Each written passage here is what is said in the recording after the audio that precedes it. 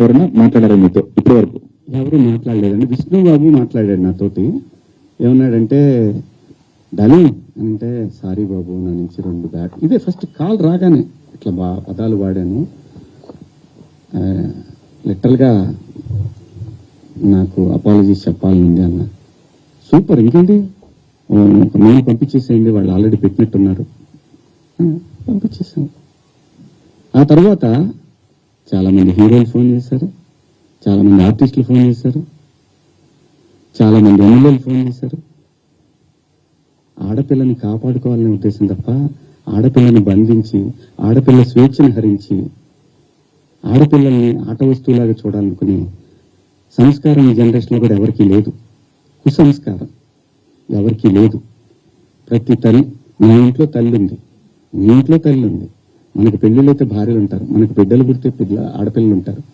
వీళ్ళందరి మీద ఉన్న అపరిమితమైన ప్రేమతోనే వాళ్ళ మీద చూపించే అడుగడుగు. ఎందుకంటే ఈ భారతదేశంలో ప్రతి 3 గంటలకు ఒకసారి రేపు జరుగుతూ ఉంది.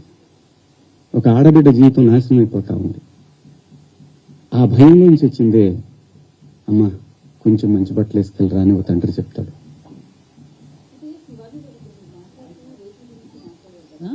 సో చిన్న చిన్న పిల్లలు కావచ్చు, నెలలు సంవత్సరాల పిల్లలు కావచ్చు, వాళ్ళ దగ్గర ఎట్లాంటి ఎక్స్పోజింగ్ ఉండదు. పెద్దవాళ్ళు చీరలు కట్టుకున్న వాళ్ళు కావచ్చు, డ్రెస్సెస్ వేసుకున్న వాళ్ళు కావచ్చు, చుడీదార్స్, డ్రెస్ తో సంబంధం లేకుండా రేప్స్ అనేవి జరుగుతున్నాయి కదా. ఓన్లీ డ్రెస్సే అని ఎలా చెప్తాం మనం? నేను జాగ్రత్త తీసుకుంటున్నామమ్మా, డ్రెస్ గురించి చెప్పట్లేదమ్మా.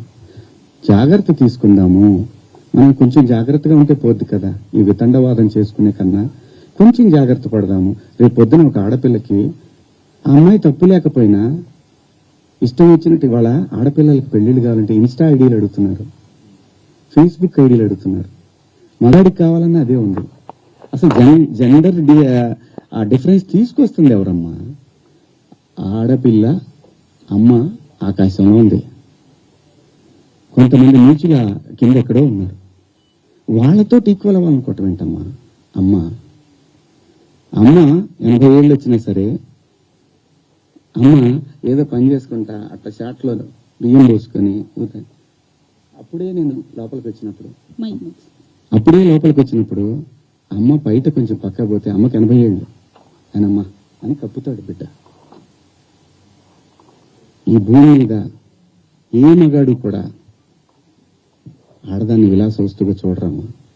ఇంట్లో, సొంత ఇంట్లో. నేను జాగ్రత్త పడమంటున్నానే తప్ప నేను ఎవరిని కించపరచలేదమ్మా. నేను వాడిన పదాలు తప్పు, ఆ 2 పదాలు. నేను ఇచ్చిన స్టేట్మెంట్కి స్టిల్ నేను నిలబడి ఉన్నాను. నేనేమీ వెనక్కిపోను. ఇంతేనమ్మా నేను చెప్పాలనుకున్నది ఇదండి. ఒక్కొక్కళ్ళు ఏదైనా అడిగితే ఒక్కొక్కళ్ళు మాట్లాడుతున్నాయి.